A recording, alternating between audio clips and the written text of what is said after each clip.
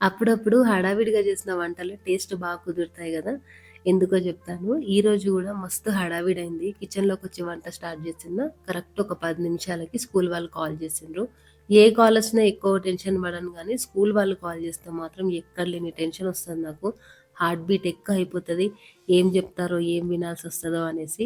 నా టెన్షన్‌కి తగ్గట్టే బాబునొచ్చి తీసుకెళ్ళండి ఒక 1 అవర్‌లో హెల్త్ బాలేదు అనేసన్నారు. ఇంకా జూడాలి నా టెన్షను. ఇప్పుడు ఇమ్మీడియేట్‌గా బయలుదేరినా అంటే ఇంటి నుండి స్కూల్‌కి జస్ట్ 15 మినిట్స్. ఒకవేళ వెళ్ళినా అక్కడ వెయిట్ చేయించడం తప్ప ఏముండది. సో, స్టార్ట్ చేసిన వంటని కంప్లీట్ చేయొచ్చు అనేసి ఇంకా టమాటో చారైతే స్టార్ట్ చేసినాను.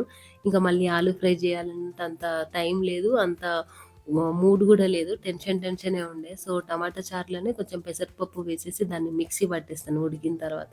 దాన్ని తాలింపైతే వేసుకున్నాను. టేస్ట్ మాత్రం ఎంత కుదిరిందో అసలకి ఈ వంట గూడా నేను ఫస్ట్ టైమ్